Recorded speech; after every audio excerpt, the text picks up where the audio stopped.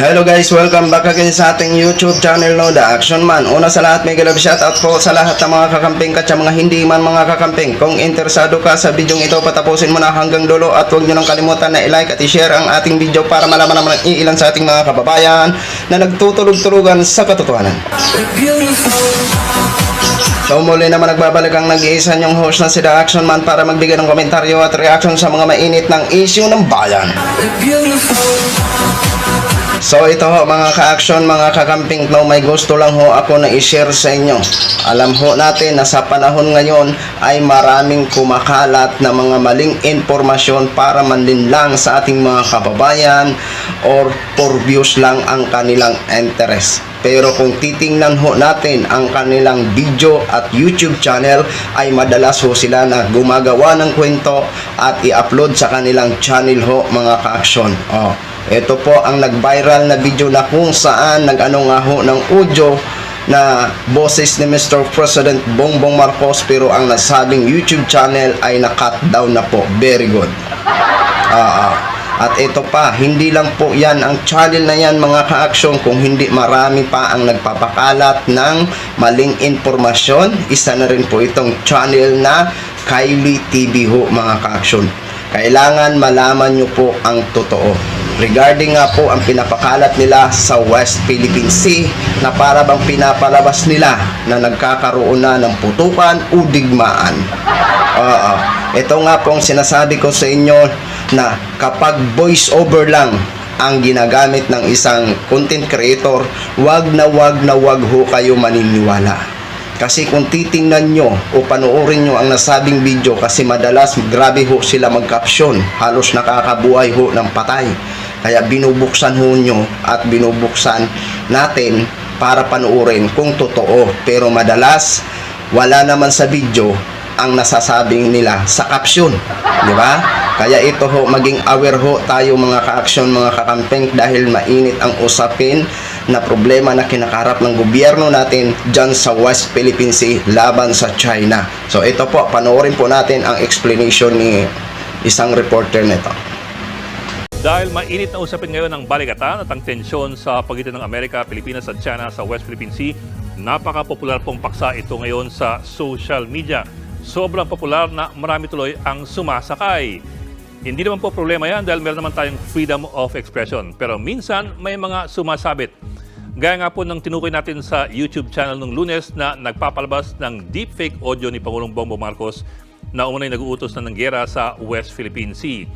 Ang headlines din ng channel na Dapat Balita ay puro inventong fake news para makahatak ng eyeballs at mga views.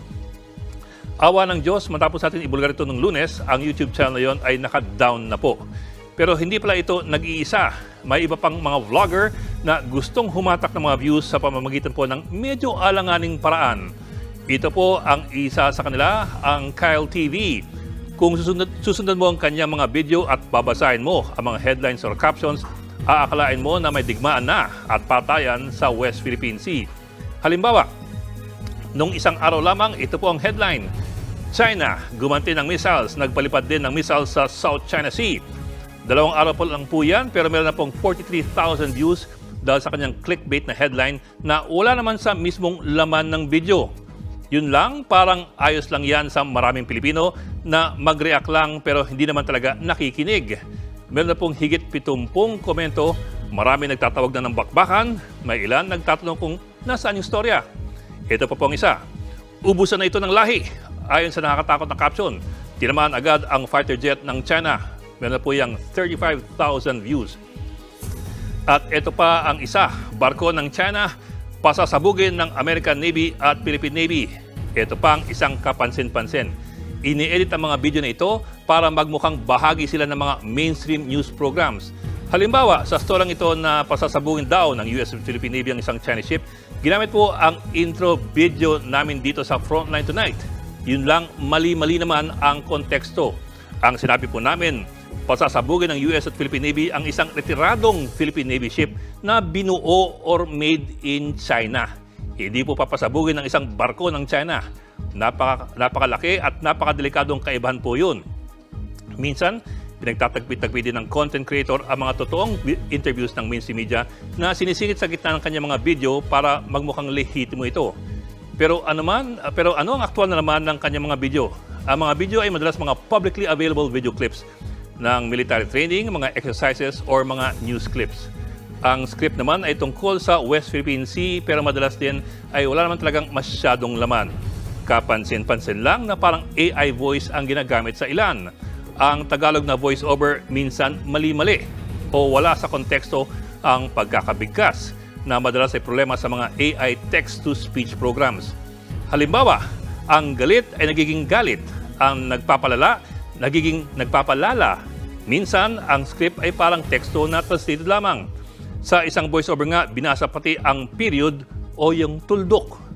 Pero hindi rin po kasi biro ang engagement sa ganitong uri ng paksa na napaka-popular ngayon. Ang isang video na in-upload ng content creator na ito, noong nakarang buwan lamang, meron pong 720,000 views at 1,000 comments na. Ang caption, Pinas, gumanti na sa China. Itong channel na po na ito, created lamang noong June 2019, pero meron na pong 34 million views, 255,000 subscribers at 1,300 videos. Ang kanyang pinaka-popular na video, Awa ng Diyos, hindi po tungkol sa West Philippine Sea, kundi tungkol sa mga anghel na nakunan daw ng kamera. Meron po itong 1.2 million views.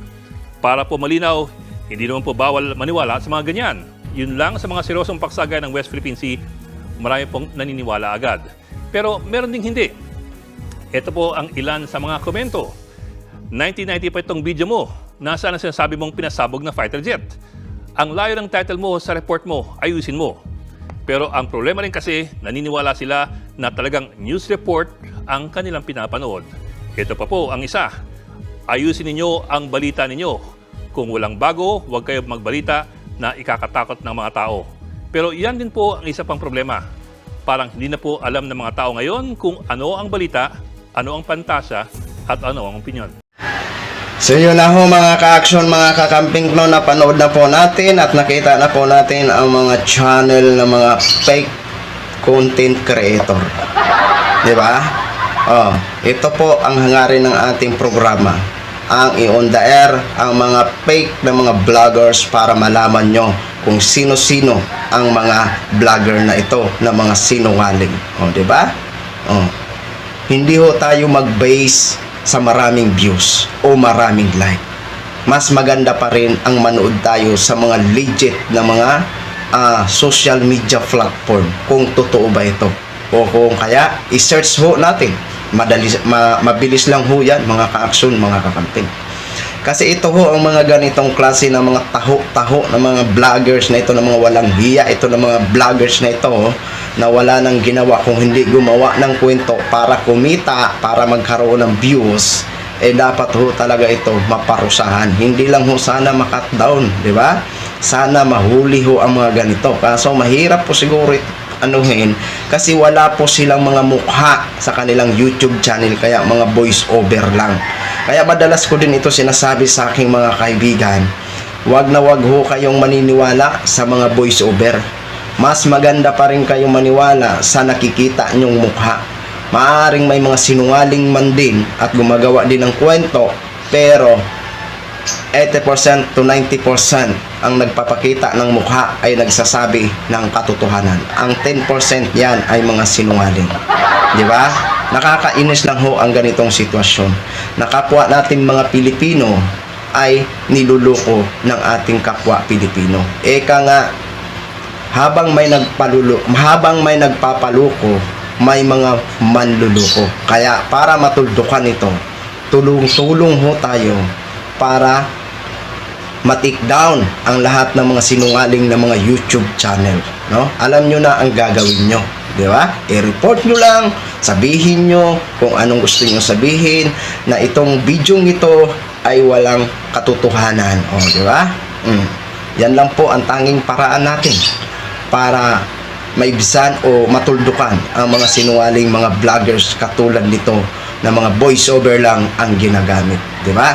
Hangad natin na ang ating mga anak ay hindi lumaki sa kasinungalingan. Kaya nandito ho tayo para alamin kung sino-sino ang mga nagpapakalat ng mga maling impormasyon para mandinlang sa masang Pilipino. Nandito tayo para supalpalin ang kanilang mga maling impormasyon na kinakalat sa social media. Kaya payo ko po sa inyo, tulungan nyo rin po kami bilang isang content creator. At kayo din na aming mga tagahanga, isa din po kayo na malaking tulong ho sa amin para matuldukan ang mga ganitong sistema na talamak na kinakaharap sa bansa natin. So yun lang ho mga ka-action, mga kakamping no, gin-share ko lang ho sa inyo. Maraming salamat po sa ating mga viewers Luzon, Visayas at Mindanao all over the world. Ako po ang inyong lingkod, si The Action Man. Have a good day everyone. Beautiful.